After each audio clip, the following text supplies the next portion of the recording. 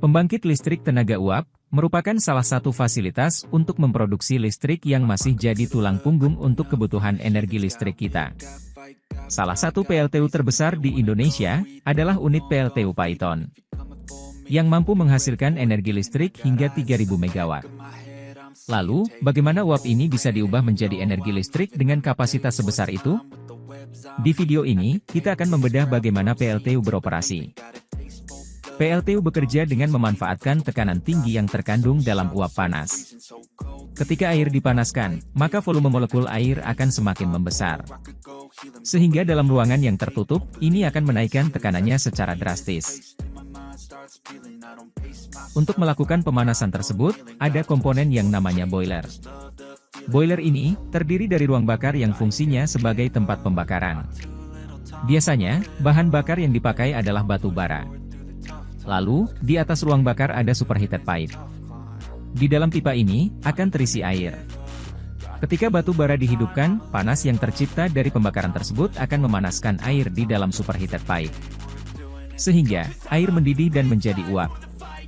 Uap tersebut akan memasuki steam filter. Di sini akan dipastikan bahwa material yang keluar dari boiler ini berupa uap saja tanpa zat cair. Di filter ini, uap yang berat jenisnya lebih rendah, akan berada di atas. Sementara air yang fasenya masih cair, akan berada di bawah. Air di bawah ini, selanjutnya akan dikembalikan lagi ke superheated pipe untuk dipanaskan lagi. Sementara uap, keluar melalui pipa tekanan tinggi ini. Uap yang keluar dari boiler, memiliki tekanan tinggi.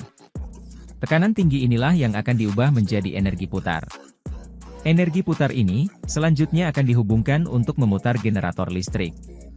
Untuk melakukan perubahan energi tersebut, ada komponen yang namanya turbin. Turbin ini, terdiri dari beberapa baling-baling yang terletak dalam satu poros. Di depan, adalah turbin primer dengan diameter lebih kecil. Uap panas akan dimasukkan ke dalam turbin primer. Akibatnya, turbin ini berputar. Setelah melewati turbin primer, uap masih memiliki tekanan meski lebih kecil dibandingkan dengan uap sebelum masuk ke turbin primer. Uap ini akan dimasukkan lagi ke turbin sekunder.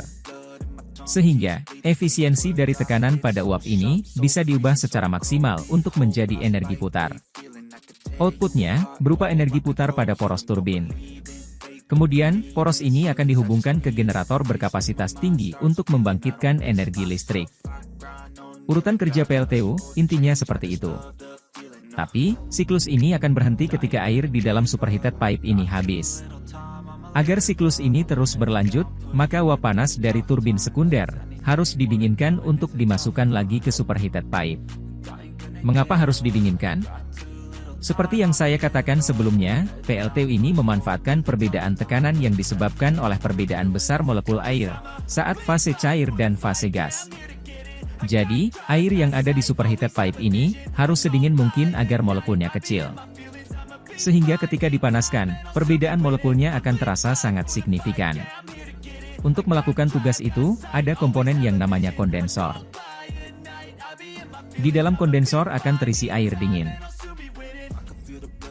Lalu, pipa uap dari turbin sekunder akan mengelilingi air dingin di dalam kondensor ini. Sehingga, sisa kalor pada uap akan pindah ke air dingin. Ini akan membuat uap air di sini turun suhunya, mengecil molekulnya, dan turun tekanannya. Dan fasenya, juga akan berubah menjadi cair.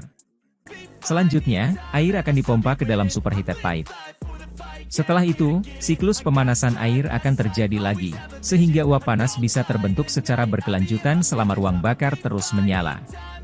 Namun, air dingin ini lama-kelamaan juga akan menjadi panas karena menerima kalor. Sehingga, perlu ada juga proses pendinginan air kondensor ini.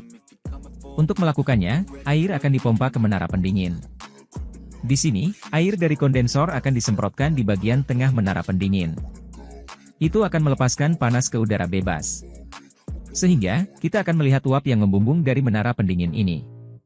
Lalu di bagian bawah menara pendingin, ada sumber air dingin. Biasanya, ini terkoneksi dengan sumber air seperti sungai. Air dingin ini, lalu akan dipompa ke kondensor. Sehingga air di dalam kondensor akan selalu dingin. Itu adalah siklus dasar dalam pembangkit listrik tenaga uap. Energi berasal dari bahan bakar yang diubah menjadi panas melalui proses pembakaran. Panas yang tercipta akan diubah menjadi energi gerak untuk menggerakkan generator.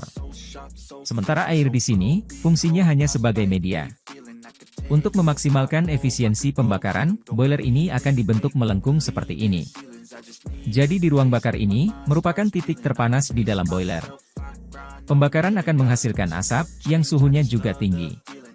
Asap tersebut tidak langsung dibuang ke cerobong asap, tapi akan diarahkan untuk mengalir seperti ini. Apa tujuannya?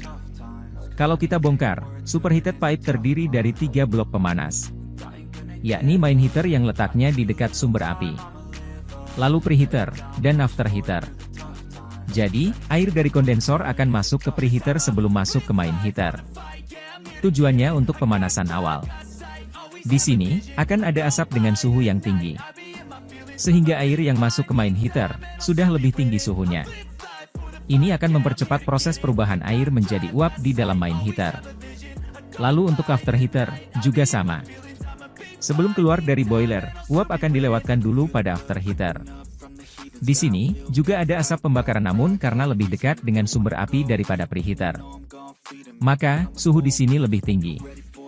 Fungsinya, untuk memaksimalkan energi panas pada uap. Jadi uap yang keluar dari boiler, bakal lebih panas lagi.